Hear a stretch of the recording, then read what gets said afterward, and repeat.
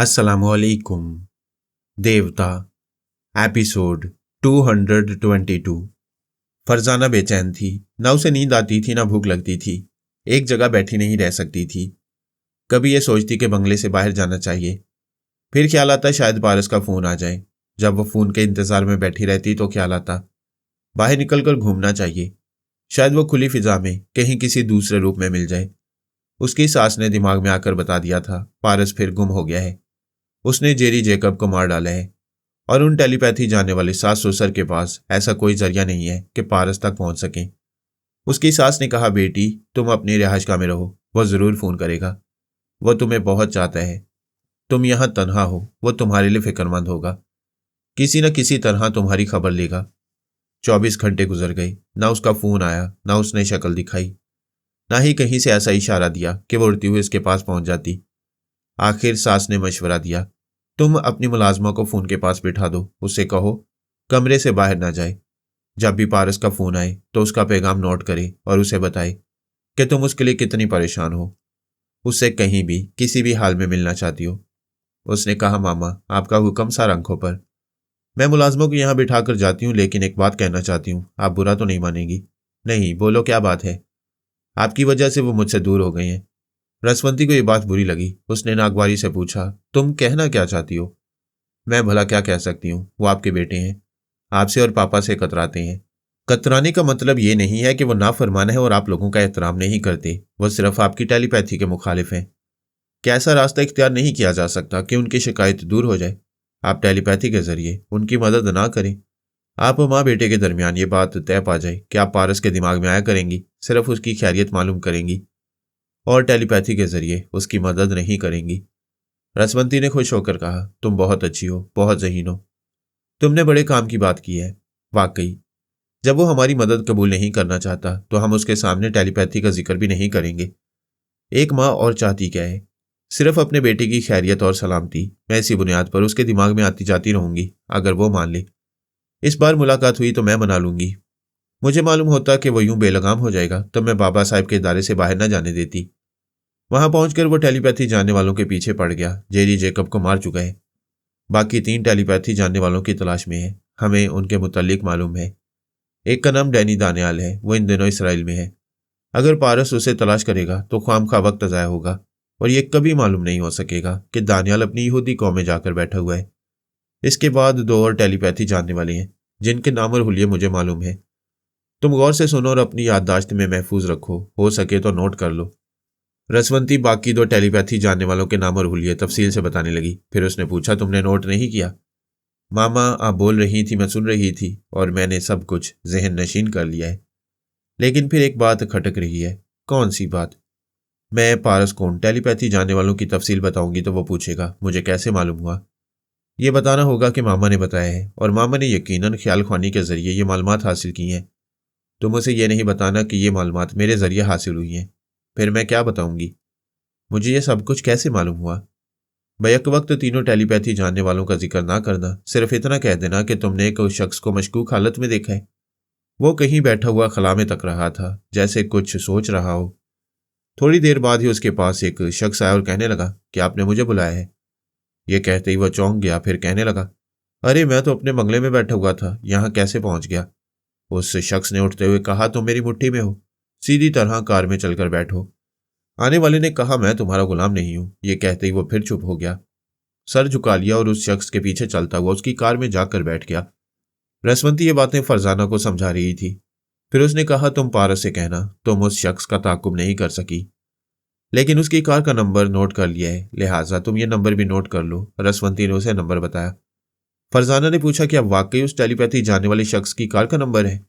जब वो टेलीपैथी सीखने के बाद कुछ अरसा तक यहां था तो यही कार इस्तेमाल करता था। पता नहीं ये कार उसकी मलकियत है या नहीं, लेकिन पुराने रजिस्टर उलट पलट कर देखने से ये नाम जरूर मिलेगा।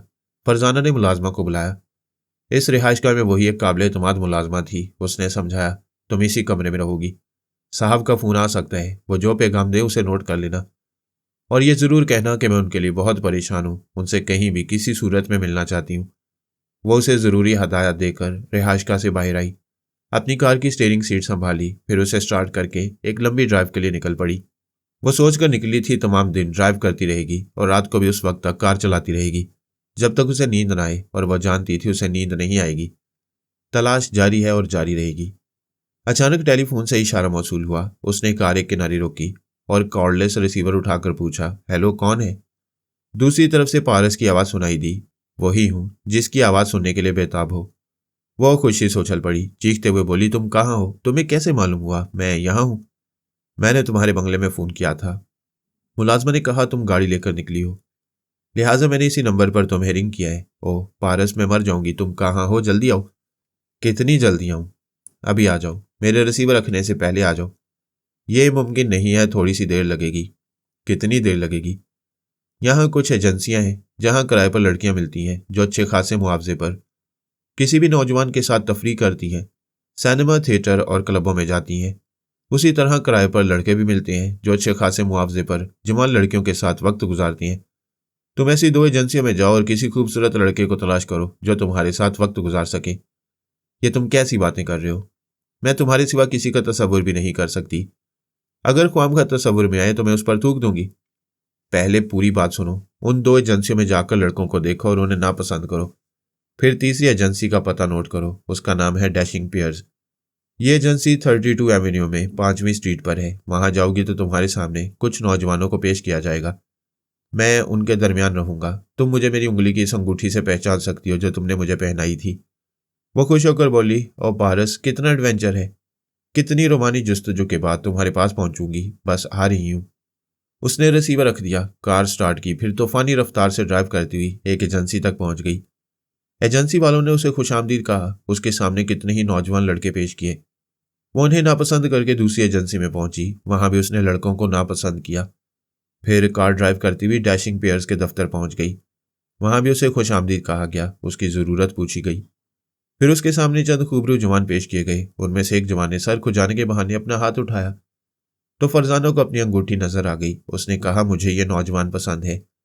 वो दफ्तर में आकर उसकी फीस अदा करने लगी। पारस ने खूब सोच समझकर फरजाना से मिलने के लिए यह तरीक़ाकार इख्तियार किया था। न्यूयॉर्क में ऐसी एजेंसियां हैं जहां बेरोजगार नौजवान जो खूबरू होते हैं वो इन एजेंसियों में अपना नाम और पता लिखकर वहां के वेटिंग रूम में बैठ जाते हैं। दौलतमंद लड़कियां या बैरूनी ममालिक से या दूसरे शहरों से आने वाली लड़कियां जो तनहा होती हैं अपनी तन्हाई दूर करने के लिए ऐसी एजेंसियों में आती हैं और उनका मुआवजा अदा करके अपनी पसंद का साथी ले जाती हैं।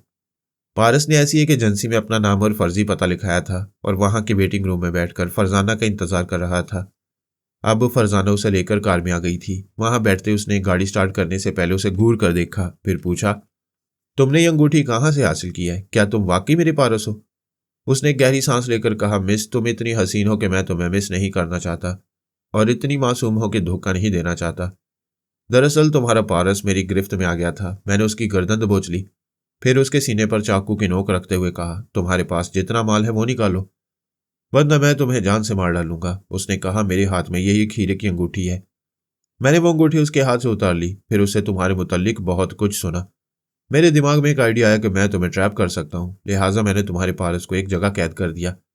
अब तुम मुझे लाखों डॉलर दोगी और मेरे साथ कुछ रंगीन लम्हात गुजारोगी तो मैं उसे तुम्हारे हवाले कर दूंगा। You shut up. मैं तुम्हें लाखों डॉलर दे सकती हूँ लेकिन तुम मुझे हाथ भी नहीं लगा सकती। मैं अपने महबूब की अमानत हूं। मैं उसकी जान जाते हुए देखूंगी तो अपनी जान भी दे दूंगी। मैं जानता हूं मेरी फरजाना ऐसी ही है। खबरदार, मुझे मेरी फरजाना ना कहना। मैं मजाक खत्म कर रहा हूं। गुस्सा थूक दो, मैं तुम्हारा पारस हूं। मैं कभी यकीन नहीं कर सकती। अपना मेकअप उतारो। मेकअप उतारूंगा तो दुश्मन घेर लेंगे। मेरी रिहाइशगाह में चलकर उतार सकते हो। तुम्हारी रिहाइशगाह दुश्मनों की नजरों में है। क्या मैं वहां से जिंदा सलामत निकल सकूंगा? मैं कुछ नहीं जानती, पहले मुझे यकीन दिलाओ। एक बात बताओ, क्या तुम्हारा महबूब तुमसे बहुत प्यार करते हैं? क्या तुम्हारी प्राइवेट बातें किसी को बता सकता है? हरगिज नहीं।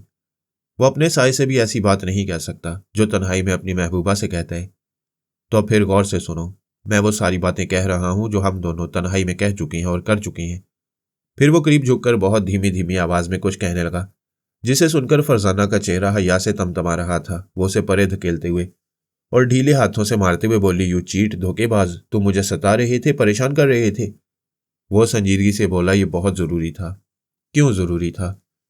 आखिर दुश्मन तुम्हारा ताकुब कर रहे होंगे। वो देख रहे होंगे हम कार के अंदर जो बातें कर रहे हैं वो बाहर से सुनी नहीं जा सकती। और देखने वाले यही समझ रहे होंगे तुम मुझे किराए पर हासिल करने के बाद मुझसे तारुफ हासिल कर रही हो और आहिस्ता आहिस्ता बेतकल्लुफ हो रही हो। चलो अब गाड़ी आगे बढ़ा दो। उसने गाड़ी आगे बढ़ाते हुए पूछा, तुम्हारी नज़रों में कोई ऐसी जगह है जहां हम इत्मीनान से बैठकर बातें कर सकें और कोई दुश्मन हमें पहचान ना सके? ऐसा तो मुमकिन नहीं है। दुश्मन यकीनन तुम्हारा ताक़ुब कर रहे होंगे और वो मुझ पर भी नजर डालेंगे। तुमने जेरी जैकब को मार डाला, उसके बाद और दुश्मन कहां से आएंगे? पारस ने उसे चौंक कर देखा, फिर कहा, ओह, तो मामा को मालूम हो चुका है। मैंने जेरी जैकब को हलाक किया है। इसका मतलब है जब जेरी मेरे सामने अपनी आखिरी सांसें गिन रहा था तो मामा उसके दिमाग में मौजूद थी। फरजाना को अपनी गलती का एहसास हुआ। उसे जेरी जैकब की मौत के बारे में नहीं कहना चाहिए था, मगर बात जुबान से निकल गई। वो एक ओपन एयर रेस्तोरां में आ गए। फरजाना ने पूछा, ये खुली जगह है, क्या तुम दुश्मनों के निशाने पर रहना चाहते हो? हम किसी चार दीवारी में जाएंगे, तब भी दुश्मन निगरानी करते रहेंगे, फिर डरना कैसा? आओ बैठो, कुछ हल्का सा नाश्ता करेंगे, कॉफी पियेंगे, उसके बाद एक दूसरे से बिछड़ जाएंगे। फरजाना का दिल धक से रह गया। बेख्तियार उसकी आंखों में आंसू आ गए। पारस ने कहा, मुझे यही कमजोरी पसंद नहीं है। इसी कमजोरी पर काबू पाने के लिए तुम्हें बाबा साहब के इदारे में भेजा था, मगर मामा से क्या कहूं, वो ममता की मारी है। उन्होंने मुझे ढूंढ निकालने के लिए तुम्हें दोबारा यहां भेज दिया। फरजाना, औरत सिर्फ आंसू बहाने के लिए नहीं होती, वो बोली, और मर्द सिर्फ रुलाने के लिए नहीं होते। जब तुम इदारे में रहकर मोम से पत्थर बन जाओगी तब पता चलेगा कि औरत एक चट्टान होती है। वो हर आंधी के सामने सीना तान कर खड़ी होती है। आंधी गुजर जाती है मगर चट्टान नहीं गिरती। मैंने ऐसी कई चट्टानें देखी हैं, जिनमें से एक का नाम सोनिया है। पता नहीं सोनिया मामा कैसी चट्टान है, मेरी समझ में नहीं आता। मैं कैसे चट्टान बनूंगी? मेरा दिल तुम्हारे लिए हर लम्हे धड़कता है। कोई सी बात हो, आंख में आंसू आ जाती हैं। यही कमजोरी दूर करना चाहता हूं। तुम बहुत जल्द बाबा साहब के इदारे में जाओगी। नहीं जाओगी तो समझ लो हम एक साथ कभी जिंदगी नहीं गुजार सकेंगे। क्या तुम मेरे बगैर रह जाओगे? इससे पहले कि तुम्हारी जैसी कमजोर लड़की को दुश्मन मेरी कमजोरी बनाए, मुझे तुम्हारी जिंदगी से दूर हो जाना चाहिए। मैं तुम्हारी जुदाई बर्दाश्त कर लूंगा, लेकिन वो कमजोरी बर्दाश्त नहीं कर सकूंगा जिससे दुश्मन खेल सके। क्या तुम मेरे साथ बाबा साहब के इदारे में नहीं चल सकते? मैं यहां मसरूफ हूं। ऐसी क्या मसरूफियत है? तुम यहां क्या चाहते हो? ट्रांसफॉर्मर मशीन ने 5 टेलीपैथी जानने वाले पैदा किए हैं, जिनमें से 2 मारे गए हैं, 3 बाकी हैं। मैं उन तीनों को जिंदा नहीं छोड़ूंगा। फरजाना ने मेज पर दोनों हाथ टेक दिए, फिर उसकी तरफ झुकते हुए बोली, मैंने एक ऐसे शख्स को देखा है जिस पर टेलीपैथी जानने वाले का शुबा होता है। पारस ने उसे गौर से देखा, फिर पूछा, तुमने कहाँ देखा है? मुझे तफसील बताओ। मैं कल से तुम्हें ढूंढती फिर रही हूँ। कल शाम को समुद्र के साहिल पर थी। एक मल्टी कलर छतरी के नीचे आराम से लेटी हुई थी। मेरे करीब ही एक और मल्टी कलर की छतरी के साए में एक शख्स लेटा हुआ आसमान की तरफ यूं तक रहा था, जैसे किसी गहरी सोच में डूबा हो या ख्याल ख्वानी कर रहा हो। मैंने थोड़ी देर बाद देखा, एक शख्स दौड़ता हुआ आया और उसके करीब रुक गया। कहने लगा, आपने मुझे क्यों तलब किया है? फिर दूसरे लम्हे वो कहने वाला लड़खड़ा गया। दोनों हाथों से सर थाम कर इधर उधर देखते हुए बोला, अरे मैं यहाँ कैसे पहुंच गया? मैं तो अपनी रिहाइशगाह में था और ये समुद्र का किनारा है। और तुम लॉरेंस डिकूजा, ये तुम हो? वो शख्स जो मेरे करीब ही मल्टी कलर छतरी के नीचे लेटा हुआ था, उसका नाम मालूम हो गया। वो लॉरेंस डिकूजा था। उसने हंसते हुए कहा, हाँ मैं हूं, और मैंने ही तुम्हें ट्रैप किया है। अब तुम सीधी तरह मेरी कार में चलकर बैठो, मैं तुमसे कुछ अहम मामला तय करना चाहता हूं। ये कहकर वो छतरी के नीचे से निकला, फिर दूर खड़ी हुई कार की तरफ जाने लगा। मैं भी उठ गई और एक लंबा चक्कर काटकर उसकी कार की तरफ आई। उस वक्त तक वो दोनों गाड़ी में बैठ चुके थे। वो स्टार्ट होकर आगे जा रही थी, लेकिन मैंने इसका नंबर नोट कर लिया। फरजाना नंबर बताने लगी। पारस ने वो नंबर नोट करने के बाद कहा, अच्छा, तो उसका नाम लॉरेंस डिकूजा है। ऐसे ही एक नाम का जर्नल था जो ट्रांसफॉर्मर मशीन के चक्कर में मारा गया। वो जनरल डिकूजा था, ये लॉरेंस डिकूजा है। पारस कह रहा था और उधर फरजाना सोच के जरिए रसवंती को मुखातिब कर रही थी। मामा, क्या आप मेरे दिमाग में मौजूद हैं? अगर हैं तो मुझे बताइए और देखिए। आपका बेटा मुझसे गुफ्तगू कर रहा है। हम फिर मिल गए हैं। मुझे कुछ मशवरे दीजिए ताकि उन पर अमल करते हुए आइंदा आपके बेटे को गुम ना होने दो, वो कह रही थी। लेकिन रसवंती का जवाब सुनाई नहीं दे रहा था। तब उसे यकीन हो गया, मामा इस वक्त दिमाग में मौजूद नहीं है। पारस ने पूछा, तुम क्या सोच रही हो? वो ख्यालात से चौंक गई, फिर बोली, कुछ नहीं, मेरे लिए इतना ही काफी है कि मुझे उसका नाम मालूम हो गया। इस तरह मैं 2 टेलीपैथी जानने वालों के नाम मालूम कर चुका हूं, एक डैनी दानियाल और दूसरा लॉरेंस डिकूजा। फरजाना की आंखों में आंसू तैरने लगे। पारस ने हैरानी से कहा, ताज्जुब है, म्यूनिसिपैलिटी के नलके में भी इतना पानी नहीं आता, आखिर बात क्या है?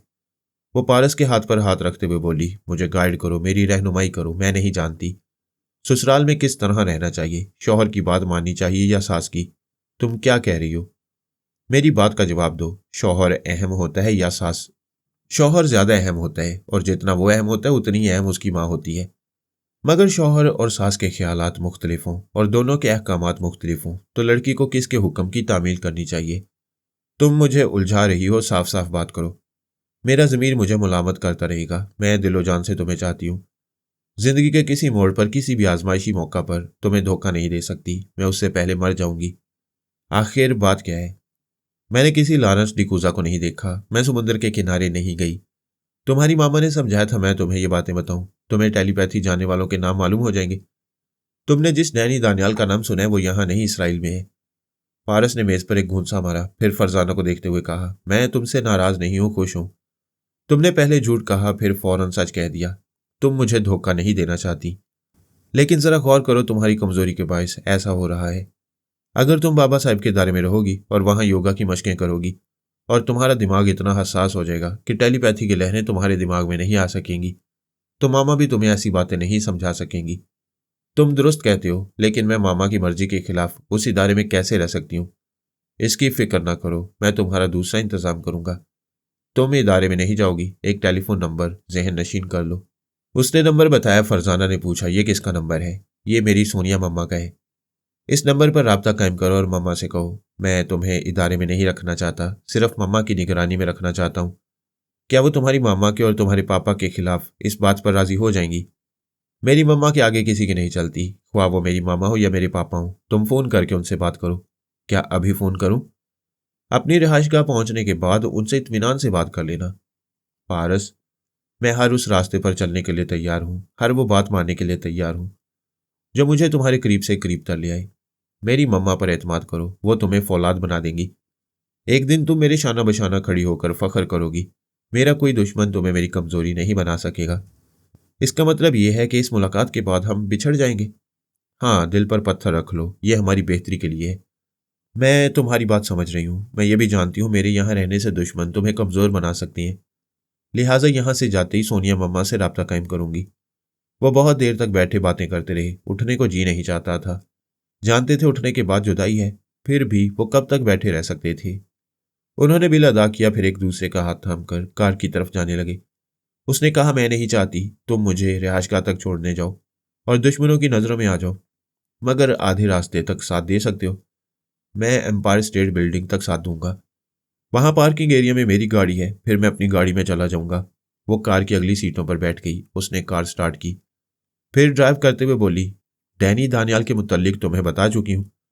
तुम उसके पीछे इसराइल नहीं जाओगे, लेकिन यहाँ दो टेलीपैथी जानने वाले हैं, उनके मुतल्लिक क्या सोच रहे हो? सोचना क्या है? आखिर टेलीपैथी के जरिए ही मुझे उनके नाम और हुलिये मालूम हुए हैं। मामा ने ज़बरदस्ती ये मालूमात फराम की हैं। मैं बिल्कुल ही ज़िद्दी और हट दरम नहीं हूँ। जो मालूमात हासिल हो गई उनसे फ़ायदा ना उठाना सरासर नादानी होगी। वह एम्पायर स्टेट बिल्डिंग के सामने पहुंच गई। फरजाना ने एक तरफ गाड़ी रोक दी। दोनों ने एक दूसरे के हाथों को मजबूती से थाम लिया, एक दूसरे की आंखों में देखने लगे। उसकी आंखें भीग रही थीं। पारस बोला, तुम रोगी तो मेरी आंखों में यही तस्वीर नक्श रहेगी। तुम्हारा फर्ज है मुस्कुराते हुए जाओ, ताकि मेरे तस्वुर में तुम्हारा चेहरा मुस्कुराता रहे। वो थोड़ी देर तक बोलते रहे, थोड़ी देर तक एक दूसरे के हाथ को थामकर एक दूसरे को पा लेने का यकीन करते रहे। इसके बाद खामोशी से बिछड़ गए। बिछड़ते हुए भी यूं लग रहा था जैसे तकदीर बदल जाएगी, इरादा बदल जाएगा। अचानक विशाल की घड़ियां आ जाएंगी। वो कार ड्राइव करती हुई उससे दूर नहीं होगी। लेकिन सोचते रहने से न तकदीर बदलती है, न इरादे बदलते हैं। वो आहिस्ता आहिस्ता ड्राइव करती हुई जा रही थी और अकब नुमाइने में पारस को फुटपाथ पर देख रही थी। उसका जी चाहता था सड़क ऐसी ही रहे और वह अकब नुमाइने में नजर आता रहे। ये भी उसकी सोच थी, और सोचने से बात पूरी नहीं होती। आखिर उसे एक जगह मुड़ना था। फिर मुड़ते ही महबूब नजरों से ओझल हो गया। फुटपाथ पर अच्छी खासी रौनक थी। औरतें, मर्द, बच्चे, बूढ़े आते जाते दिखाई दे रहे थे। जब फरजाना नजरों से ओझल हो गई तो वो पलटकर एक तरफ जाना चाहता था। उसी वक्त एक शख्स ओवरकोट की जेब में हाथ डाले उसके सामने आ गया। मुस्कुराते हुए बोला, मैं तुम्हें एक खुशखबरी सुनाना चाहता हूँ। पारस ने उसे सवालिया नजरों से देखा। वो बदस्तूर मुस्कुराते हुए बोला, मेरी जेब में रिवॉल्वर है, उंगली ट्राइगर पर है और तुम निशाने पर हो। उसकी बात खत्म होते ही किसी ने पीछे से कहा, अगर इसके रिवॉल्वर से निशाना चूक गया तो मेरी जेब में भी रिवॉल्वर है, उंगली टाइगर पर है और निशाने पर तुम हो। फिर उसे बाएं तरफ से आवाज आई। तीसरा शख्स कह रहा था, अजीब बात है। रिवॉल्वर मेरी जेब में भी है, उंगली ट्राइगर पर है और निशाने पर तुम ही हो। सामने से आने वाला शख्स उसके दाएं तरफ आ गया। अब दाएं बाएं और पीछे 3 रिवॉल्वर वाले थे। पीछे खड़े हुए शख्स ने आहिस्ते से हुक्म दिया, इसी पोजीशन में चलते रहो, हम तुम्हारे 3 तरफ चलते रहेंगे। वो सामने मोड़ पर फुटपाथ के साथ ही सुर्ख रंग की कार खड़ी हुई है, उसकी पिछली सीट पर जाकर बैठ जाओ। पारस ने सर घुमाकर तीनों को देखा, फिर पूछा, तुम लोग कौन हो और क्या चाहते हो? कोई सवाल नहीं, कोई जवाब नहीं। इसके बाद एक आवाज भी मुंह से निकालोगे तो हमारे रिवॉल्वरों से गोलियां निकलेंगी। वो उनके दरमियान आगे बढ़ने लगा। तीनों उसके इतने करीब थे कि चलते वक्त दाएं बाएं या पीछे से किसी न किसी रिवॉल्वर की नाल जरूर लगती थी। वो चलते फिरते करतब दिखा सकता था, अपने बचाव के रास्ते निकाल सकता था। उनके साथ चलते चलते फिसल कर एक जगह से दूसरी जगह बदल सकता था, मगर बदलने से पोजीशन बदल जाती, हालात बदल जाते। वो चलते चलते अचानक फिजा में उछलकर उल्टी कलाबाजी खाता हुआ उस शख्स के पीछे पहुंच जाता जो उसके पीछे आ रहा था। फिर उसे दबोचकर बाकी रिवॉल्वर वालों के सामने उसे ढाल बना लेता, लेकिन फिसलने या उछलने की गुंजाइश नहीं थी। वह बिल्कुल साथ साथ लगे हुए चल रहे थे। वह सुर्ख रंग की कार के करीब आ गए। वहां कुछ और लोग थे। उनमें से एक ने दरवाजा खोला। पिछली सीट के एक तरफ एक शख्स रिवॉल्वर लिए बैठा हुआ था। पारस को उसके पास बैठने के लिए कहा गया। वो वहां जाकर बैठा तो दूसरा रिवॉल्वर वाला वहां आकर बैठ गया। 2 शख्स अगली सीट पर थे, बाकी लोग आगे पीछे वाली कारों में जाकर बैठ गए थे। फिर वो 3 कारों का काफिला वहां से रवाना हो गया। वो दुश्मनों के दरमियान खामोशी से बैठा हुआ था। कार तेज रफ्तारी के साथ भागती जा रही थी। थोड़ी दूर जाने के बाद उन लोगों ने कार के सायादार शीशे चढ़ा दिए ताकि बाहर वालों को अंदर कुछ नजर न आए। सामने बैठे हुए शख्स ने डैशबोर्ड खोलकर उसमें से वैनिशिंग क्रीम, तौलिया और आईना निकाला। फिर उसे पारस की तरफ बढ़ाते हुए कहा, आराम से आईना देखो और चेहरे का मेकअप साफ कर लो। पारस ने वो सामान देखकर हैरानी से पूछा, कैसा मेकअप? क्या तुम ये समझते हो मैं कोई बहरूपिया हूं? अभी मालूम हो जाएगा, बातें ना करो, जो कहा जा रहा है उस पर फौरन अमल करो। पारस ने वैनिशिंग क्रीम की शीशी खोलकर उसमें से क्रीम निकाली। इसे अच्छी तरह अपने चेहरे के हर हिस्से पर मलने लगा। तौलिया लेकर अच्छी तरह घिस घिस कर साफ करने लगा, लेकिन चेहरा वही था। वो सब उसे तवज्जो से देख रहे थे। सिर्फ ड्राइव करने वाले की तवज्जो ड्राइविंग पर थी। एक ने कहा, इसका मतलब है तुमने आरजी मेकअप नहीं किया है, ये मास्क मेकअप हो सकता है। उसकी बाएं तरफ बैठे हुए शख्स ने एक हाथ बढ़ाकर उसकी गर्दन के पीछे मास्क के जोड़ को टटोलने लगा, लेकिन वहां कुछ नहीं था। उसने कहा, यह मास्क मेकअप नहीं है। दूसरे ने कहा, तो फिर प्लास्टिक सर्जरी है। यह जवान बहुत कह रहा है, आखिर बेटा किसका है? लेकिन हम इसकी चाल में नहीं आएंगे।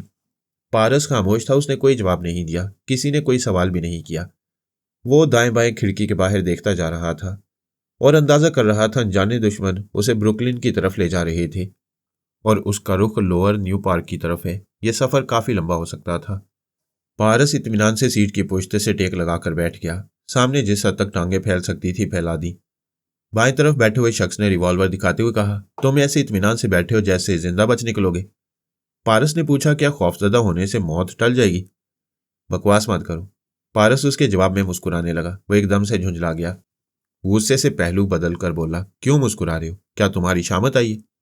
अगर मेरी शामत आती तो तुम लोग मुझे फुटपाथ पर ही गोली मार देते।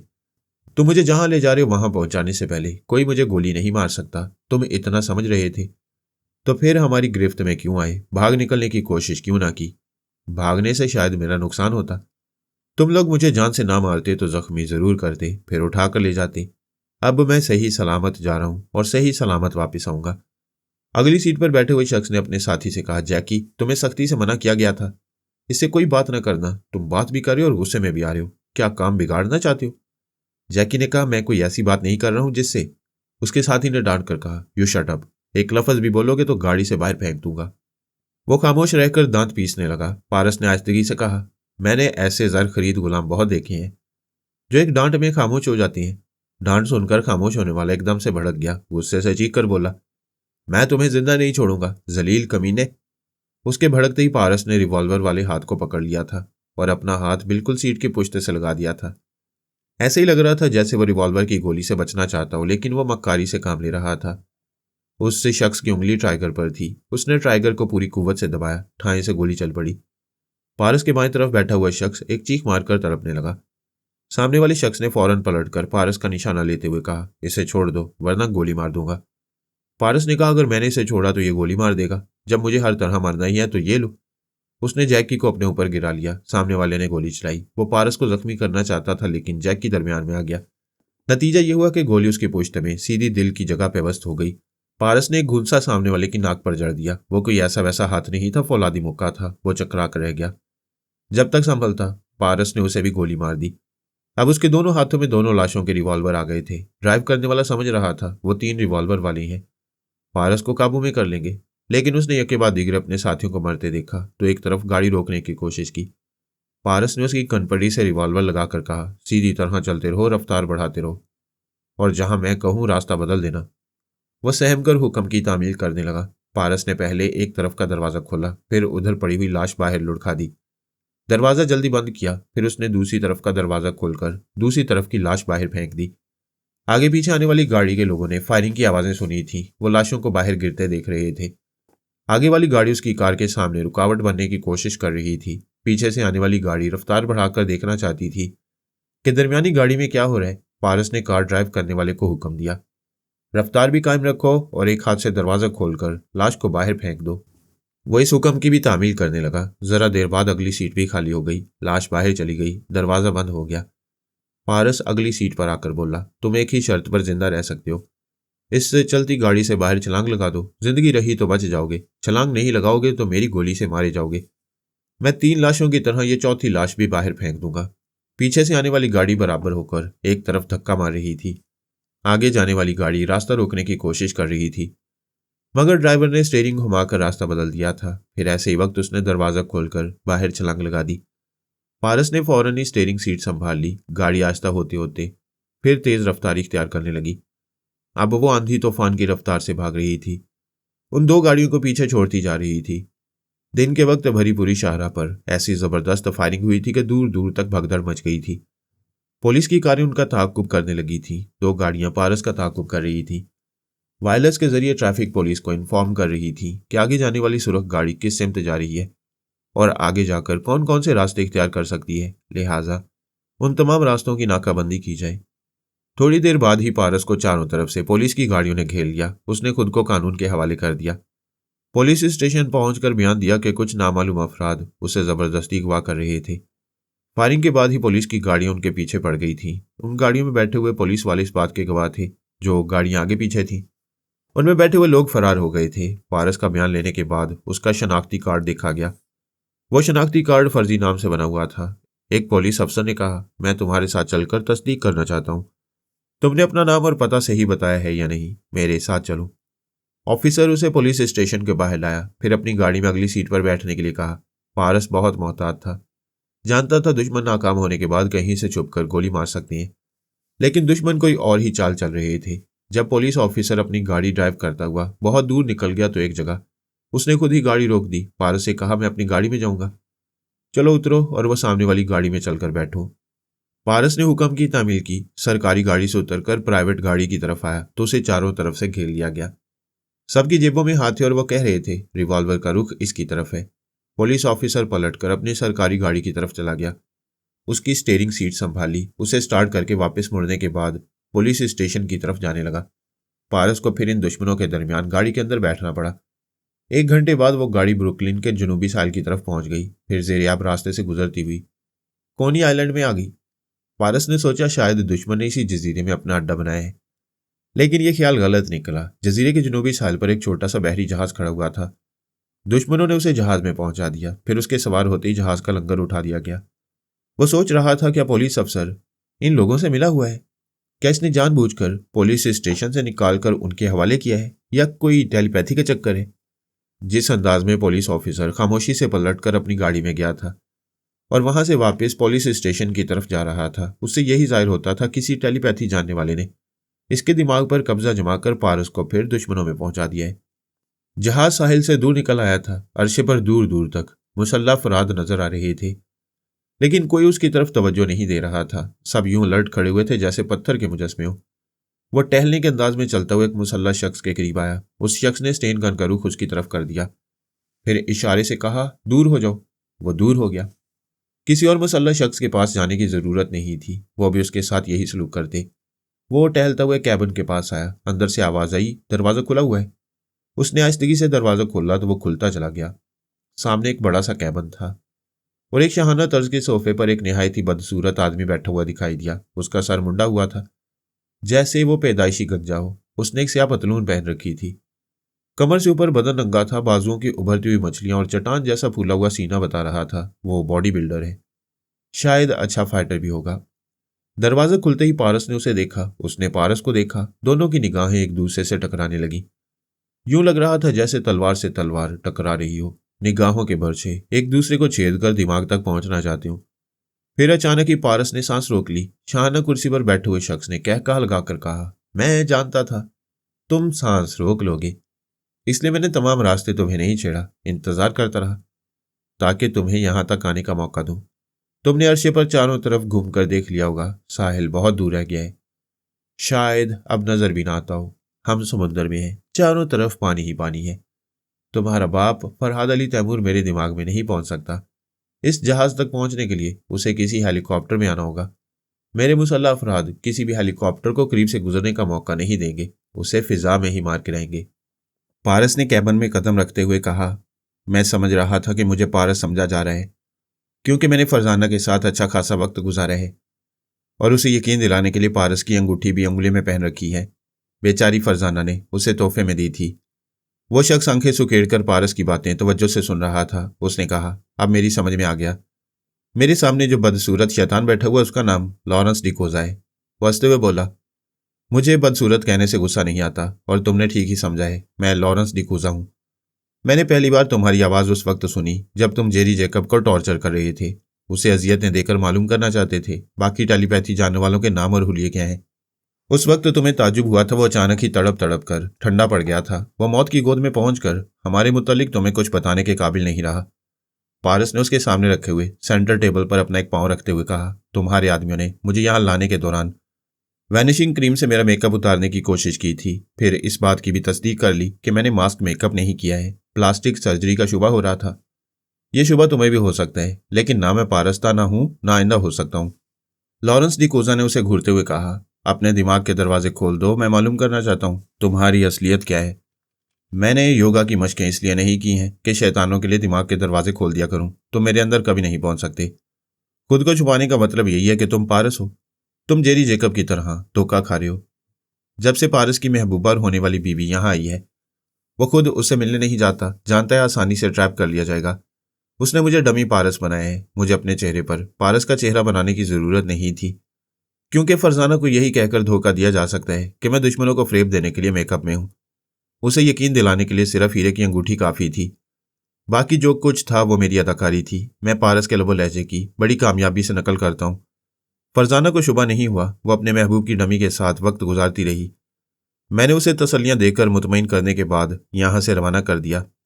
तुम जुबान से ना बोलो, मैं अभी असलियत उगलवा लूंगा। ये तो मैं पहले से जानता हूं कि फरहाद ऐसी ही घिसी पीटी चालने चलता है। पहले वो दुश्मनों के सामने अपनी डमी भेजा करता था, आजकल अपने बच्चों की डमी पेश किया करता है।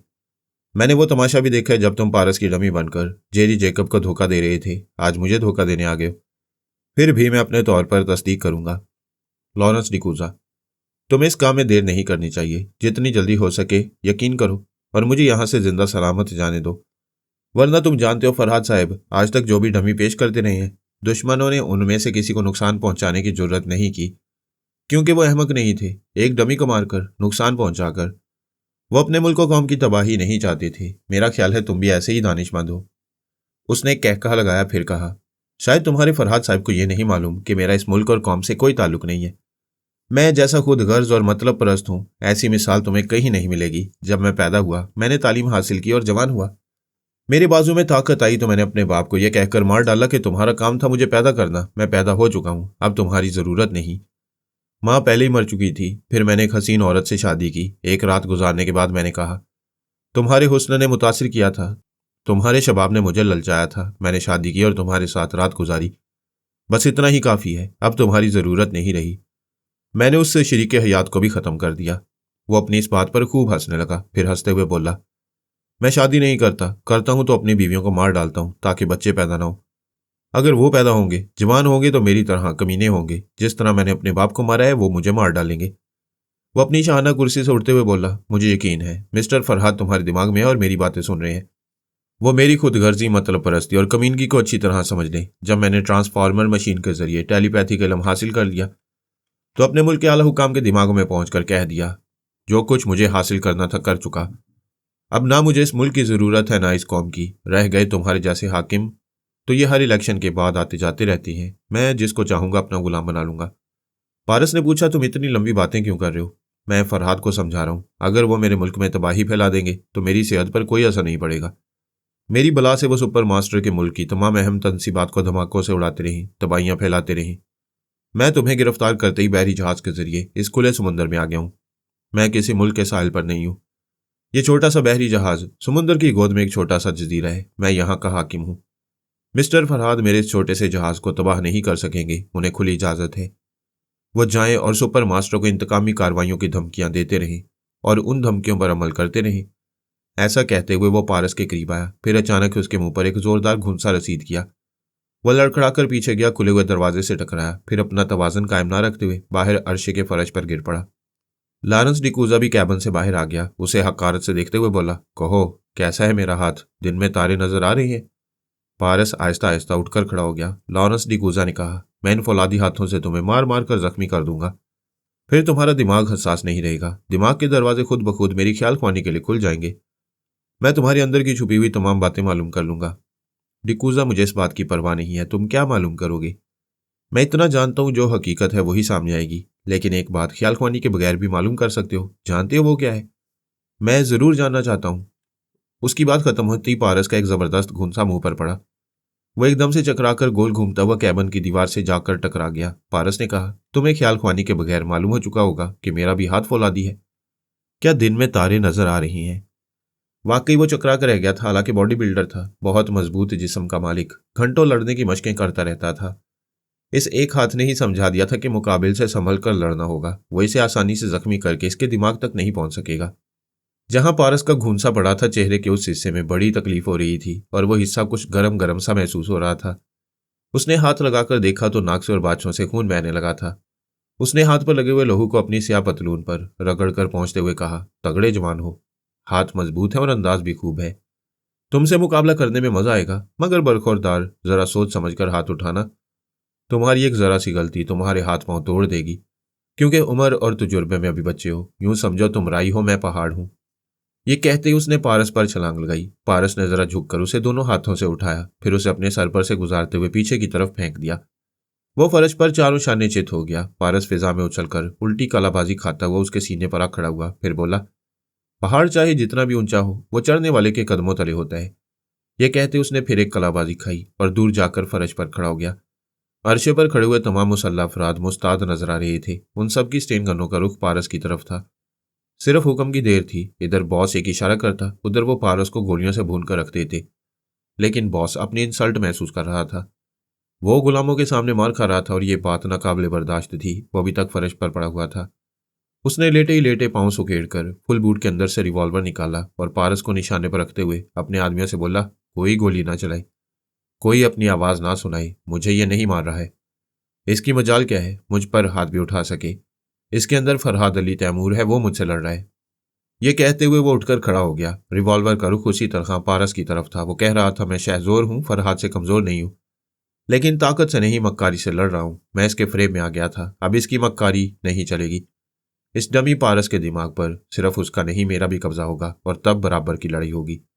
ये कहते उसने ठाएं से गोली चलाई। पारस यकबार की फिजा में उछला, फिर फर्श पर गिरकर कराहने लगा।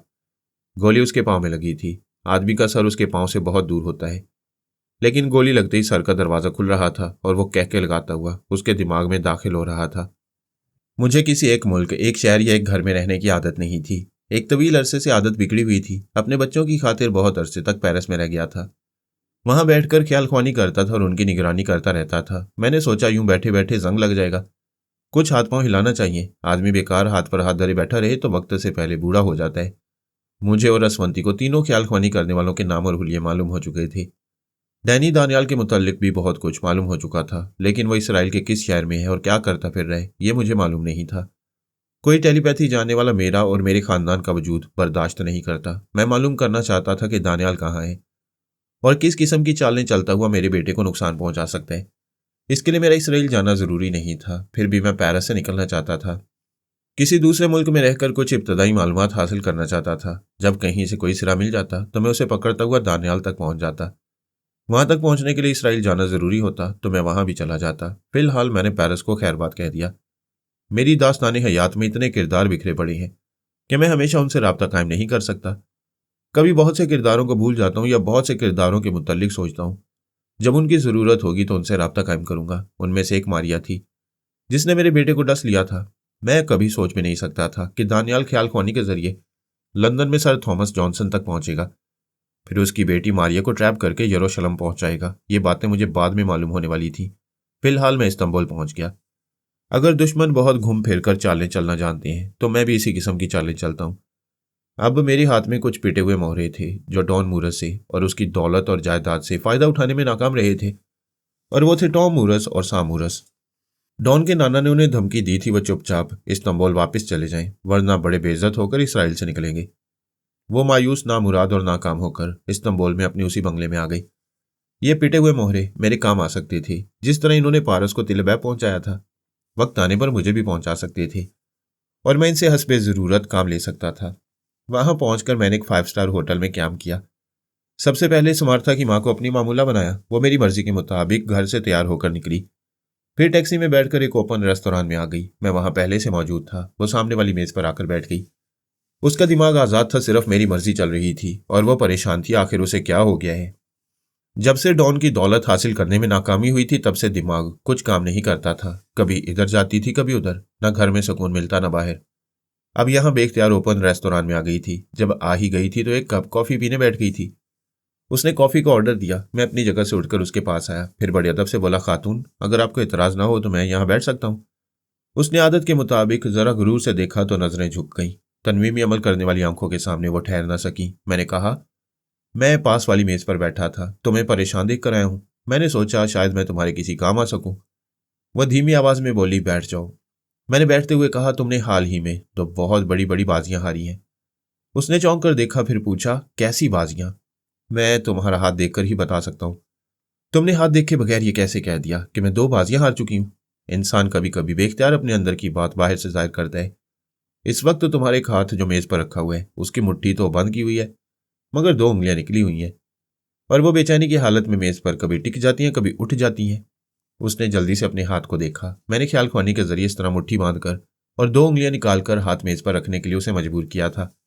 जब उसने हैरानी से अपने हाथ को इसी अंदाज में देखा तो मैंने कहा, तुम बेख्तियार 2 उंगलियां बेचैनी से कभी मेज पर रखकर और कभी उठाकर जाहिर कर रही हो कि 2 बहुत बड़ी गलतियां कर चुकी हो, या 2 बहुत बड़ी बाजियां हार चुकी हो, या कोई अहम चीज हासिल करने के सिलसिले में 2 मौके जाया कर चुकी हो। वो मेरी बातें सुन रही थी, कभी अपने हाथ को देख रही थी और कभी मुझे। चूंकि मैं दिल को लगने वाली बात कह रहा था इसलिए वो मुतासिर हो गई थी। उसने फौरन अपनी हथेली मेरी तरफ बढ़ा दी। मैंने कहा, ये नहीं, बाएं हथेली दिखाओ। उसने बाएं हथेली मेरी तरफ फैला दी। मैंने उसके हाथ की लकीरों को चंद लम्हों तक देखा, फिर कहा, अरे तुम तो बहुत खुश नसीब हो। तुमने जो बाजियां हारी हैं उन्हें जीत सकती हो, जो दौलत हाथ से निकल गई है उसे वापस हासिल कर सकती हो। वो एकदम से सीधी होकर बैठ गई, कुर्सी खिसकाकर मेरे करीब आ गई, फिर बोली, जरा देखो मैं हारी हुई बाजी कैसे जीत सकती हूँ, कैसे दौलत हासिल कर सकती हूँ। मैं फिर उसके हाथ की लकीरों को देखने लगा। वो बेचैनी से पहलू बदल रही थी। मैंने कहा, खामोश बैठी रहो, हाथ हिलेगा तो मैं अच्छी तरह देख नहीं सकूंगा। वो पत्थर के बुत की तरह साकित हो गई। मैंने कहा, एक मायूसी की बात है, तुम्हारा बहुत ही करीब तरीन एक अजीज था या थी जो बिछड़ गई, वो कभी वापस नहीं आएगी। वो सर्द आह भरकर बोली, हाँ मेरी बेटी बेमौत मर गई। वह जब भी मुझे याद आती है तो मैं अंदर से टूटने लगती हूँ। उसी के लिए मैं दौलत हासिल करना चाहती थी। अब वो नहीं है तो मुझे दौलत का इतना लालच नहीं रहा, लेकिन मैं इंतकाम लेना चाहती हूँ और इंतकाम लेने के लिए सारी दौलत अपने दुश्मनों से छीन लेना चाहती हूँ। खातून, तुम्हारा हाथ बता रहा है तुम जिद की पक्की और बहुत मजबूत इरादा रखती हो। जो सोचती हो वो कर गुजरती हो। मैं पेशगोई करता हूँ, बेटी के सिलसिले में एक बाजी हारने के बाद दौलत की दूसरी हारी हुई बाजी तुम जीत लोगी। उसे जीतने से पहले वो नौजवान तुम्हारी जिंदगी में वापस आएगा जिसके जरिए यह सब कुछ हासिल कर सकोगी। वो खुश होकर बोली, क्या डॉन मूरस फिर मेरे कदमों में आएगा? मैं नहीं जानता ये डॉन मूरस कौन है। जो हाथ की लकीरें कह रही हैं वो तुम्हें बता रहा हूं। उसने मेरे हाथ को अपने दोनों हाथों से थामकर अपनी तरफ खींच लिया। कहने लगी, मेरा जी चाहता है कि मैं तुम्हारे एक एक लफ्ज पर यकीन कर लूं। क्या तुम मुझे मुकम्मल यकीन दिला सकते हो? दुनिया का कोई नजूमी मुकम्मल यकीन नहीं दिला सकता, क्योंकि हाथ की लकीरें जो कहती हैं कभी उसके खिलाफ भी हो जाते हैं। और वो इसलिए होता है कि आदमी अपने हिकमत अमली से या अपनी नादानी से कोई गलती कर बैठता है जिसके नतीजे में नजूमी की पेश गोई पूरी नहीं होती। अगर तुम्हें कदम कदम पर रहनुमाई मिलती रहे तो अपनी मंजिल तक पहुंच जाओगी। तुम्हें इस दुनिया में इतना कुछ हासिल होगा जिसके बारे में तुम कभी सोच भी नहीं सकती। वह खुश हो रही थी, फिर हंसते हुए बोली, मैं जानती हूँ, इससे ज्यादा और क्या मिलेगा, दौलत ही तो मिलेगी। मैंने कहा, नहीं, इससे भी ज्यादा मिलेगा।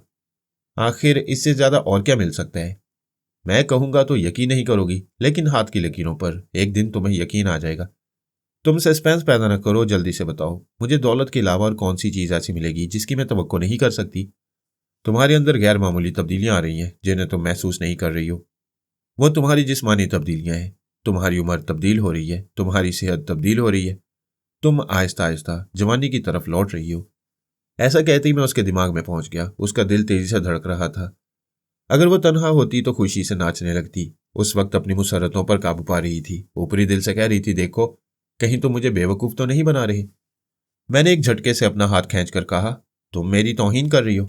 वो दोबारा हाथ बढ़ाकर मेरा हाथ पकड़ना चाहती थी। मैंने अपना हाथ पीछे कर लिया।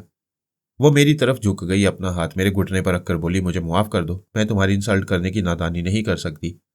दरअसल तुमने बहुत बड़ी खुशखबरी सुनाई है और ऐसी बात कह दी है जो कभी पूरी नहीं होती। आज तक किसी को उसकी जवानी वापस नहीं मिली, फिर मुझे कैसे मिल सकती है?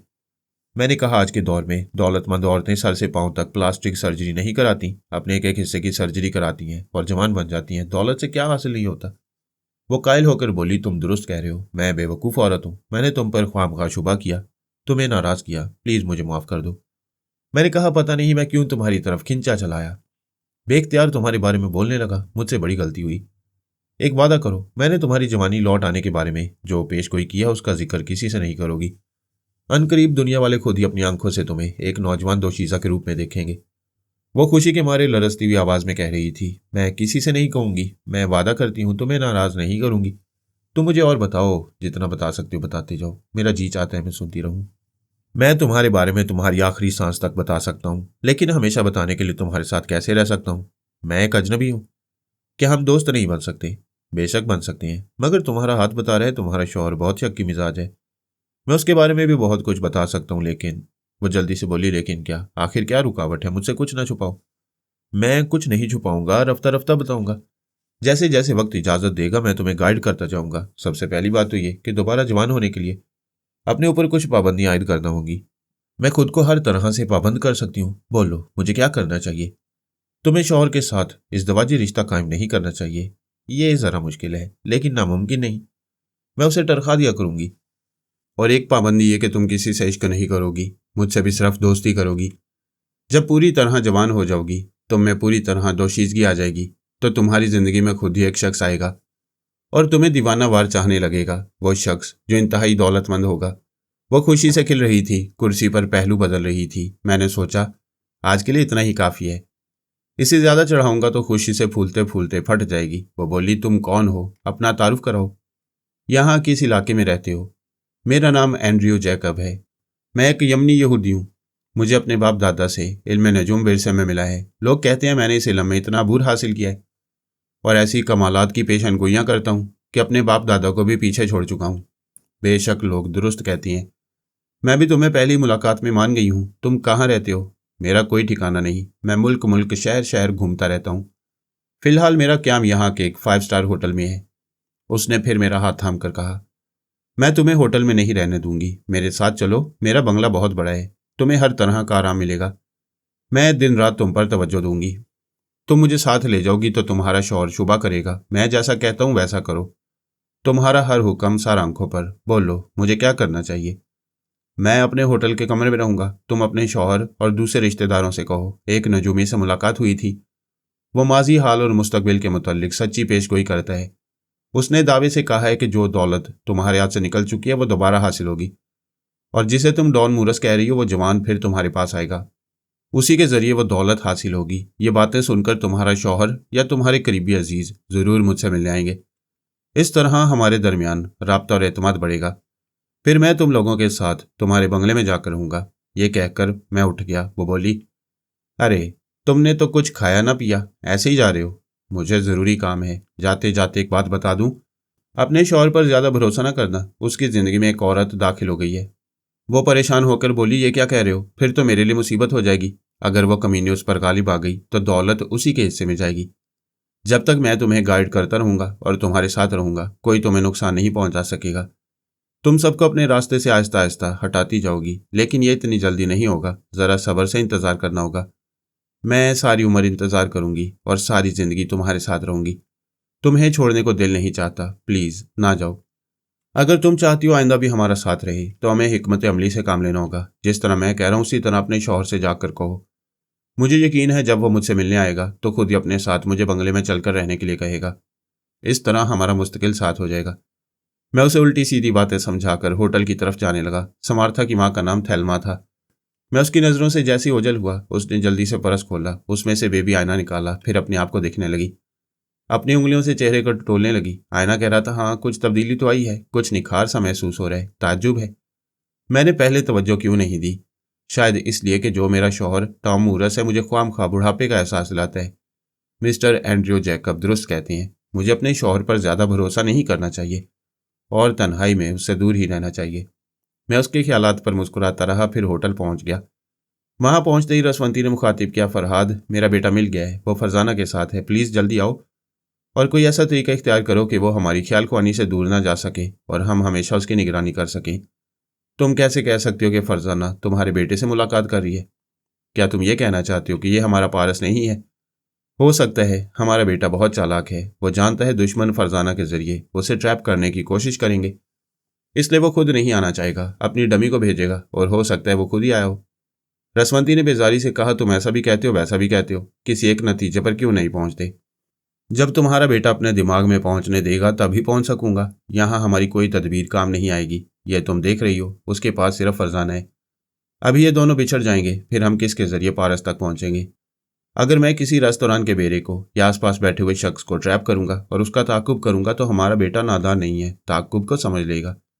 लेकिन किसी को ट्रैप करके ताकुब करने में हर्ज ही क्या है? नाकामी होगी तो देखा जाएगा। ऐसी बात है तो उस रेस्तोरां के किसी आदमी को ट्रैप करो, उसके दिमाग पर कब्जा जमाओ। मैं किसी दूसरे शख्स को मामूल बनाता हूँ। हम दोनों अपने अपने तौर पर पारस का ताकुब करेंगे। जो बहरा फरजाना और पारस के लिए खाने की चीज़ें ला रहा था, मैं उसके दिमाग में पहुंच गया। उसके जरिए एक नौजवान का इंतखाब किया। उसकी आवाज़ सुनकर उसके दिमाग में पहुंचा तो वो मेरे काम का आदमी था। उसके पास एक स्पोर्ट्स कार थी। रसवंती ने भी किसी को अपना मामूल बना लिया था। इतना वक्त नहीं था कि मैं उसके मुताल्लिक मालूमात हासिल करता, क्योंकि अब वो दोनों बिछड़ने वाले थे। मैं फरजाना के पास पहुंचा। वो उस मेज़ पर से उठने ही वाले थे। मैंने उसकी जुबान से कहा, पारस मैं ये नहीं कहूंगी कि मुझे रिहाइशगाह तक पहुंचा दो। मैं जानती हूँ दुश्मन तुम्हारे पीछे पड़ गए हैं, लेकिन आधे रास्ते तक तो हमारा साथ रह सकता है। पारस ने कहा, एम्पायर स्टेट बिल्डिंग के पास मेरी एक कार खड़ी हुई है, मैं वहां तक तुम्हारे साथ जाऊंगा। मैं उस नौजवान के दिमाग में पहुंच गया। उसे मेज पर से उठाया, उसके जरिए खाने का बिल अदा किया, फिर वो अपनी स्पोर्ट्स कार में आकर बैठ गया। उस वक्त तक फरजाना अपनी गाड़ी में पारस के साथ बैठ गई थी और उसे स्टार्ट करके आगे बढ़ा रही थी। मैंने ताकुब करने के लिए बहुत ज्यादा फासला रखा। भरी पूरी शाहराहों पर कितनी ही गाड़ियां हमारे दरमियान आई थी, लेकिन इसकी परवाह नहीं थी। उसकी मंजिल मुझे मालूम थी, उसी के मुताबिक मैं उस जवान के जरिए एम्पायर स्टेट बिल्डिंग तक पहुंच गया। फरजाना की कार एक फुटपाथ के पास रुक गई थी। थोड़ी देर बाद पारस गाड़ी से बाहर आ गया। फरजाना ड्राइव करती हुई आगे निकल गई। मेरा मामूल अपनी स्टीयरिंग सीट पर बैठा हुआ था। मैं इंतजार कर रहा था। अगर पारस पैदल ही फुटपाथ पर जाएगा तो मैं भी उस मामूल को कार से उतारकर उसके पीछे पीछे ले जाऊंगा, लेकिन अचानक ही सिचुएशन बदल गई। मैंने उसके जरिए देखा पारस को 3 अफराद ने यके बाद दीगरे घेर लिया था और अपने घेरे में लेकर फुटपाथ पर एक तरफ चल रहे थे। मेरे मामूल ने मेरी मर्जी के मुताबिक कार स्टार्ट की, फिर आहिस्ता आहिस्ता उसी फुटपाथ के साथ साथ चलने लगा। पारस को एक सुर्ख रंग की कार में बिठाया गया था। उसके आगे पीछे 2 गाड़ियां और थीं। इस तरह वो 3 गाड़ियों का काफिला एक तरफ रवाना हो रहा था। मेरा मामूल भी उनका ताकुब करने लगा। एक तवील सफर के दौरान पारस की कार में हंगामा हुआ था। फायरिंग हुई थी, जिसके नतीजे में पुलिस वालों ने घेर लिया था और पारस को पुलिस स्टेशन ले गए थे। इस हंगामे के दौरान मैं अपने मामूल को पारस के करीब ले आया था। फिर उसके जरिए मैंने पुलिस अफसर की आवाज़ सुनी थी और उसके दिमाग में पहुंच गया था। पुलिस स्टेशन में ज़रूरी कार्रवाई करने के बाद अफसर ने पारस से कहा, अब मैं तुम्हारे पते पर जाकर तस्दीक करना चाहता हूँ कि तुम्हारा यही नाम है और तुम्हारा यही ठिकाना है। वो पारस को अपनी सरकारी गाड़ी में लेकर रवाना हुआ। उसी वक्त रसवंती ने मेरे दिमाग में आकर कहा, ओहो फरहाद, मेरा मामूल तो किसी काम का नहीं रहा। मैंने पूछा, क्या हो गया? मैं उसके जरिए बेटे का ताकुब कर रही थी। अचानक कार में कोई खराबी पैदा हो गई। क्या तो मेरे बेटे के पास हो? फिक्र ना करो, बेटा मेरी नज़रों में है। उसके साथ बड़ी गड़बड़ हो गई थी, फिलहाल खतरा टल गया है। वो एक पुलिस ऑफिसर के साथ है। और उस अफसर का दिमाग हमारे कब्जे में है। आओ हम चलती हैं। जब मैं रसवंती के साथ अफसर के दिमाग में पहुंचा तो बाजी पलट चुकी थी। उस वक्त पता चला अफसर को किसी और ख्याल ख्वानी करने वाले ने ट्रैप किया हुआ था और उसके जरिए पारस को अपने आदमियों में दोबारा पहुंचा चुका था। क्योंकि वो ख्याल ख्वानी करने वाला अफसर के दिमाग में कुछ बोल नहीं रहा था, सिर्फ उसे अपनी मर्जी के मुताबिक चला रहा था, तो मैं इसी धोखे में रह गया कि अफसर की अपनी सोच है। वो वाकई कानूनी कार्रवाई पूरी करने के लिए अपने साथ ले जा रहे ताकि उसका ठिकाना मालूम करे और उसके नाम की तस्दीक करे। रसवंती ने पूछा, फरहाद ये क्या हो गया? मैं क्या बताऊं, कभी सोच भी नहीं सकता था। अफसर को किसी ख्याल ख्वानी करने वाले ने ट्रैप किया होगा, बस धोखा खा गया। मेरा बेटा फिर गुम हो गया और तुम यूं ही धोखे खाते रहते हो। बकवास मत करो, तुम्हारी वजह से वो निकल गया। मैं तो अफसर के दिमाग में था, तुमने ही मुझे मुखातिब किया। मैं थोड़ी देर के लिए तुम्हारे पास आया, तुमने बातों में उलझा लिया। अब ये बताने की क्या जरूरत थी कि तुम्हारे मामूल की कार बेकार हो गई है? क्या तुम ये रिपोर्ट बाद में नहीं दे सकती थी? चुपचाप मेरे दिमाग में आकर ये मालूम नहीं कर सकती थी कि मैं तुम्हारे बेटे के साथ हूं या नहीं? अगर मैं अफसर के दिमाग में मुस्तकिल मौजूद रहता तो पारस को उन बदमाशों के चुंगल में जाने ना देता।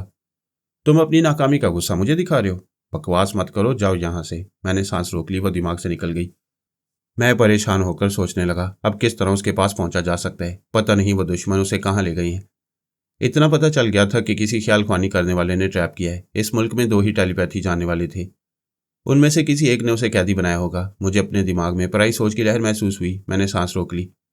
मुझे यकीन था वो रसवंती है। दूसरी बार सांस ली तो वही थी, कह रही थी, फरहाद मुझे माफ़ कर दो, मुझसे गलती हो गई। वाकई में तुम्हें मुखातिब ना करती तो तुम मुसलसल उस अफसर के दिमाग में रहते और हमारा पारस नज़रों से ओझल ना होता। मैं तुम्हें बता चुका हूँ किस तरह पारस अव्वल के अतराफ मैंने अपने आलयकार फैला दिए हैं और किस तरह उसकी निगरानी करूँ, लेकिन तुम बार बार गलती करती हो जिसकी वजह से पारस दोम नज़रों से ओझल हो जाता है। मैंने तो एक ही गलती की है।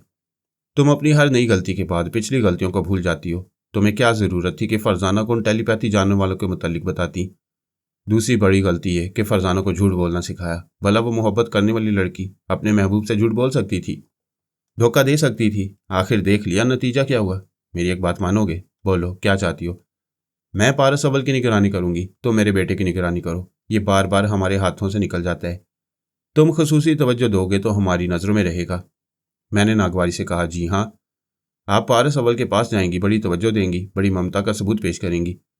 तुम जिसे सगी औलाद समझते हो उसकी निगरानी ना कर सकी, फिर मेरे बेटे की निगरानी क्या करोगी? तुम मुझे ताने देते रहोगे। उधर दुश्मन मेरे बेटे को पता नहीं कहाँ ले गए हैं। उसके पास पहुंचने का एक ही रास्ता है, जनाब शेख साहब के पास जाओ और उनसे पूछो किस तरह हम पारस को पा सकते हैं और उसकी मदद कर सकते हैं। जनाब शेख साहब से पूछने की क्या ज़रूरत है? तुम ख्याल ख्वानी के जरिए उसके दिमाग में जाओ। जब करोगी उल्टी बात करोगी। तुम्हें मालूम है ख्याल ख्वानी करने वाले ने उसे ट्रैप किया है। हम जब भी उसके दिमाग में जाना चाहेंगे वो सांस रोक लेगा और यही समझेगा कि दुश्मन उसके दिमाग में आ रहा है। वो हमें कोड वर्ड्स अदा करने की भी मोहलत नहीं देगा। मैं जो कह रहा हूँ उस पर अमल करो। रसवंती इदारे वाली रहायशगाह में थी। अपने कमरे से निकलकर जनाब शेख साहब के हुजरे में पहुंची, फिर सर पर आंचल रखा उनके सामने घुटने टेक कर बैठ गई। वह मुराकबे में थे। उन्होंने आंखें खोलकर देखा, फिर पूछा, क्या बेटे के लिए परेशान हो? हजूर आपसे कौन सी बात छुपी है? वो बार बार हमारी नज़रों से ओझल हो जाता है। कोई ऐसी तदबीर बताएं जिससे मैं उसकी खैरियत मालूम करती रहूं। ज़रूरत पेश आए तो उसके काम भी आऊं। मेरी बच्ची, दोनों बेटे जवान हैं, जवानी का खून जोश मारता है, फिर उनमें खुद एतमादी बहुत ज़्यादा है। वो माँ बाप की उंगली पकड़कर चलना नहीं चाहते जब तक उन्हें ठोकरें नहीं लगेंगी। हालात उन्हें ये नहीं समझाएंगे कि सिर्फ बाजुओं की कुव्वत और ज़ाती सलाहियतें हमेशा काम नहीं आती। कभी हालात ऐसे भी होते हैं कि आदमी अपनी जिस्मानी कुव्वत से मुकाबला नहीं कर सकता, उसे कोई हथियार इस्तेमाल करना पड़ता है, ख्वाह वो चाकू छुरी हो, रिवॉल्वर हो, रॉकेट लॉन्चर हो या टेलीपैथी। खुदारा आप उन्हें समझाएं। मैं कोशिश करूंगा। मैं उसकी खैरियत मालूम कर सकती हूँ। उन्होंने आंखें बंद कर ली। वह बदस्तूर मुराकबे में थे। उनका जिस्म बिल्कुल साकित था, सिर्फ होंठ हिल रहे थे। धीमी धीमी आवाज़ आ रही थी। वो कलाम पाक की तलावत कर रहे थे। तकरीबन 15 मिनट तक तलावत करते रहने के बाद उन्होंने आहिस्तगी से कहा, फरहाद से कहो पारस के दिमाग में जाए। तुम भी जा सकते हो, लेकिन किसी मामले में मुदाखलत न करना। रसवंती ने फौरन ही मेरे पास आकर कहा, फरहाद जनाब शेख साहब कह रहे हैं अभी पारस के दिमाग में जगह मिल सकती है। मैंने ख्याल ख्वानी की परवाज़ की, इस बार नाकामी नहीं हुई। उसके दिमाग में जगह मिल गई। मैंने देखा वो अचानक फिजा में उछला था, फिर फर्श पर गिरकर तड़पने लगा था। उसके पाँव में गोली लगी थी। मुझे उसके जरिए लॉरेंस डिकूजा का कहका सुनाई दे रहा था। वो कह रहा था, देखो किस तरह दिमाग के दरवाजे खोले जाते हैं। मैं आ रहा हूँ, अब तुम्हारा बाप भी मुझे नहीं रोक सकेगा। मैंने सबसे पहले यह मालूम किया उसने लॉरेंस डिकूजा के सामने खुद को किस हैसियत से पेश किया है। पता चला वो खुद को पारस की डमी कह रहा है। मेरे लिए इतना ही मालूम करना काफ़ी था। मैं उसके दिमाग पर कब्जा जमा कर लॉरेंस डिसूज़ा की सोच सुनने लगा। वो पारस के दिमाग को टटोल रहा था, उसके दिमाग की गहराई में उतर रहा था और अंदर की बात मालूम करना चाहता था। मैं उसे पारस की सोच में बता रहा था कि वो सचमुच डमी है। पारस ने और फरहाद अली तैमूर ने उसे भारी मुआवजे पर हासिल किया है और उसे पारस की जगह इस्तेमाल कर रहे हैं। उसकी महबूबा फरजाना के साथ मिल बैठने का उसे मौका देती हैं ताकि निगरानी करने वाले दुश्मन उसे ट्रैप करें और खुद फरहाद के बिछाए हुए जाल में फंस जाएं। उसी वक्त मैंने उसके दिमाग में छलांग लगाई। उसने फौरन ही सांस रोक ली, फिर कहका लगाते हुए बोला, अच्छा तो मिस्टर फरहाद मेरे दिमाग में आना चाहती हैं? मैंने पारस की जुबान से कहा। हाँ, कब तक किसी ने फरहाद का रास्ता रोका है जो तुम रोक सकोगे? बहरहाल इस वक्त मेरे बेटे का डमी सख्त मुश्किलात में है, तकलीफ से तड़प रहा है। फौरन इसकी टांग की मरहम पट्टी कराओ। तुम्हें एक डमी से हमदर्दी क्यों है? जो लोग मेरे लिए या मेरी फैमिली के लिए डमी का किरदार अदा करती हैं, मैं उनसे सिर्फ हमदर्दी नहीं करता, उनके लिए जान की बाजी लगा देता हूँ। तुमने इसकी टांग पर एक गोली मारी है, मैं तुम्हारे मुल्क की एक अहम तनसीब को अभी धमाके से उड़ा दूंगा। शायद तुमने इस डमी के दिमाग में रहकर यह नहीं सुना कि मेरा इस मुल्क और कौम से कोई ताल्लुक नहीं। मुझे इसकी तबाही और बर्बादी से या इसकी खुशहाली और तरक्की से कोई दिलचस्पी नहीं है। ये तो और भी अच्छी बात है, मैंने इस डमी के दिमाग से ये मालूम कर लिया है कि यह जहाज़ कोई आइलैंड से चला है। अब इसने 100 मील का फासला भी तय नहीं किया। मैं सुपर मास्टर या उसके नायब से राब्ता कायम करता हूँ। उन्हें सिर्फ 5 मिनट की मोहलत देता हूँ। अगर वो किसी अहम तनसीब को बचाना चाहते हैं तो फौरन अपनी फिजाइया को हुक्म देंगे कि वो लोअर न्यूयॉर्क के हवाई अड्डे से प्रवास करते हुए तुम्हारे बहरी जहाज़ तक पहुँचें, तुम्हारे जहाज़ का मुहासरा करें, तुम्हें गिरफ्तारी पेश करने पर मजबूर करें। इनकार की सूरत में इस जहाज़ पर बमबारी की जाए और इसे समुंदर में डुबो दिया जाए। मुझे एक डमी की मौत का बेहद अफसोस होगा, लेकिन इस बात की खुशी होगी कि मैंने एक टेलीपैथी जानने वाले को बीच समुंदर में डुबो दिया है। वो परेशान होकर बोला, तुम ऐसा नहीं कर सकते। क्यों नहीं कर सकता? क्या सुपर मास्टर का मुल्क तुम्हारे खिलाफ हवाई हमला नहीं करेगा, तुम्हारे जहाज को नहीं डुबोएगा? अगर ऐसा नहीं करेगा तो इसका मतलब है तुम्हारे इस मुल्क से गहरा ताल्लुक है और तुम खुद को बज़ाहिर इस मुल्क से ला ताल्लुक जाहिर कर रहे हो। दोनों सूरतों में बुरी तरह फंस चुके हो। फिलहाल मैं आखिरी बार कह रहा हूँ, फौरन इसके जख्मों की मरहम पट्टी करो।